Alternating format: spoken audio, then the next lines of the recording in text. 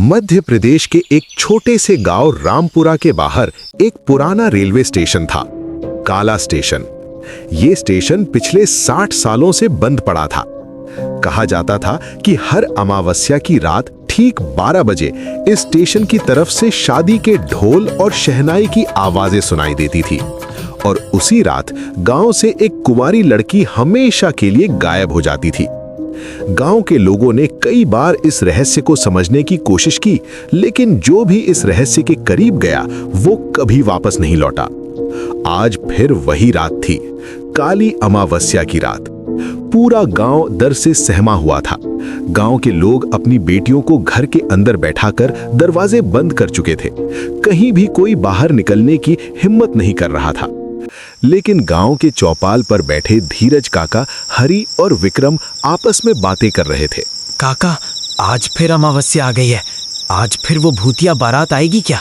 हाँ बेटा, आज फिर वही मनहूस रात है। लेकिन काका, ये कब तक चलेगा? हर अमावस्या को किसी न किसी की बेटी गायब हो जाती है। गांव वाले कुछ करते क्यों नहीं? गांव वालों ने बहुत कोशिश की थी उस बारात को रोकने की। फिर क्या हुआ था काका? धीरज काका कुछ देर चुप रहे, फिर धीरे से बोले। आज से 40 साल पहले गांव के 12 लोग उस बारात को रोकने स्टेशन गए थे। उनमें मेरा भाई भी था। उस रात सब लोग मशालें और लाठियां लेकर स्टेशन पहुंचे थे। उन्हें लगा था कि वो किसी इंसान का खेल है, लेकिन जैसे ही घड़ी में 12 बजे अचानक स्टेशन पर काला धुआं फैल गया और फिर धुएं के बीच से एक भूतिया बारात निकल कर आई, जिसे देखकर गांव के लोगों की चीख निकल गई। उस बारात में इंसान नहीं, जली हुई लाशें नाच रही थीं। किसी का चेहरा आधा जला हुआ था, किसी की आंखें बाहर निकली हुई थीं और सबसे आगे एक भूतिया दूल्हा घोड़े पर बैठा था।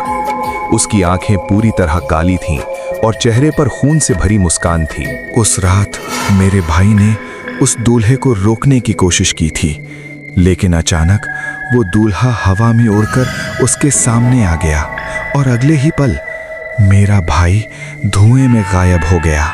उस रात के बाद गांव के वो 12 लोग आज तक कभी वापस नहीं आए। ये सुनकर हरी और विक्रम के रोंगटे खड़े हो गए। काका, आपने कभी उस भूतिया बारात को देखा है? नहीं बेटा, देखने की हिम्मत ही नहीं हुई और जो देखने गया वो कभी वापस नहीं आया। तभी चौपाल पर बैठे रघुनाथ काका बोले, अब बहुत रात हो गई है, 11 बज गए हैं। सब लोग अपने अपने घर चले जाओ। आज अमावस्या की रात है। ये सुनकर सभी लोग अपने घरों की तरफ जाने लगे, लेकिन हरी और विक्रम के मन में अब एक अलग ही जिज्ञासा पैदा हो गई थी। विक्रम, तूने कभी उस भूतिया बारात को देखा है? नहीं तो क्यों ना आज हम देख लें? विक्रम घबरा गया। तू पागल हो गया है क्या? अगर उस बारात ने हमें देख लिया तो? अरे हम सामने थोड़ी जाएंगे, हम दूर पेड़ के पीछे छुपकर देखेंगे। थोड़ी देर सोचने के बाद विक्रम भी मान गया। दोनों चुपचाप गांव के बाहर काले स्टेशन की तरफ निकल पड़े। उधर गांव में रोहन की बहन काव्या कई साल बाद शहर से गांव आई थी। वो पढ़ी लिखी लड़की थी, उसे इन बातों पर बिल्कुल विश्वास नहीं था। भैया, आप लोग भी ना आज के जमाने में भी भूत प्रेत की बातें करते हो। काव्या, ये मजाक नहीं है। आज अमावस्या है, आज वो बारात जरूर आएगी। रोहन की पत्नी मीरा। काव्या, आज रात घर से बाहर मत निकलना। लेकिन काव्या हंसने लगी। धीरे धीरे रात गहराने लगी। घड़ी में 11:55 हो रहे थे। गांव में अजीब सा सन्नाटा छा गया। कुत्तों ने भौंकना बंद कर दिया। पेड़ों की पत्तियां भी हिलना बंद हो गईं।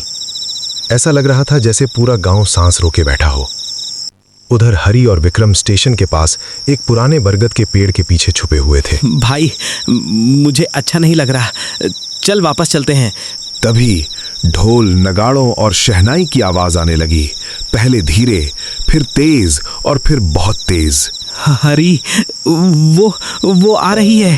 तभी स्टेशन की तरफ से सफेद धुएं में लिपटी एक भूतिया बारात निकलती है।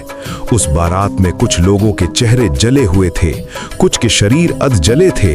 सबकी आंखें लाल थीं। कोई नाच रहा था, कोई ढोल बजा रहा था और सबसे आगे एक भूतिया दूल्हा घोड़े पर बैठा था। उसके हाथ में एक पुरानी तलवार थी और उसके पीछे सैकड़ों भूतिया बाराती नाच रहे थे। वो बारात धीरे धीरे गांव की ओर बढ़ने लगी। हरि और विक्रम डर के मारे कांप रहे थे। थोड़ी ही देर में वो बारात जाकर रोहन के घर के सामने रुक गई। अचानक धड़ाम, दरवाजा अपने आप टूट गया। भूतिया दूल्हा घर के अंदर घुस गया। नहीं, मैं अपनी बहन को तुम्हारे साथ नहीं जाने दूंगा। भूतिया दूल्हा हंसने लगा। आज अमावस्या है और आज मेरी दुल्हन मेरे साथ जरूर जाएगी। रोहन ने उसे रोकने की कोशिश की, लेकिन भूतिया दूल्हे ने एक ही वार में रोहन और मीरा को मार दिया। ये देखकर काव्या जोर जोर से रोने लगी। मुझे छोड़ दो, मैं तुम्हारे साथ नहीं जाऊंगी। लेकिन भूतिया दूल्हा उसे उठाकर बाहर ले आया। सभी भूतिया बाराती नाचते हुए स्टेशन की ओर बढ़ने लगे। हरि और विक्रम ये सब देखकर कांप रहे थे। लेकिन तभी अचानक भूतिया दूल्हे की नजर हरि और विक्रम पर पड़ गई। दोनों के दिल की धड़कन रुक गई। भूतिया दूल्हा धीरे धीरे उनकी तरफ देखने लगा और फिर हल्का सा मुस्कुराया। हरी, उसने हमें देख लिया। लेकिन अचानक भूतिया दूल्हा फिर मुड़ गया और अपनी बारात को लेकर स्टेशन की ओर बढ़ गया। थोड़ी देर में बारात फिर से काले स्टेशन पहुंच गई। अचानक स्टेशन पर घना धुआं फैल गया और फिर ट्रेन की जोरदार हॉर्न की आवाज आई। अंधेरे में से एक भूतिया ट्रेन निकलकर स्टेशन पर आकर रुक गई। उस ट्रेन के अंदर सैकड़ों आत्माएं बैठी हुई थीं। सभी की नजरें काव्या पर थीं।